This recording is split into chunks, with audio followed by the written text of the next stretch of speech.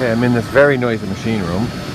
We're taking a look at the way this box is just dangling off this EMT. The lack of support for this box is a violation of section 314.23. Boxes have to be properly secured, and just having it dangle off the end of an EMT like this, that's a violation. And also, if you follow this pipe, you'll see there's no supports at all on this EMT. And it goes all the way up, and it's just laying across a water pipe. See it up there, and it looks like it's hanging out of the LB.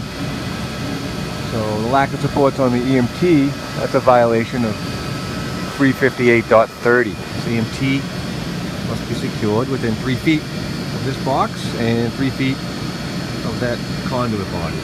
So we get a couple violations here.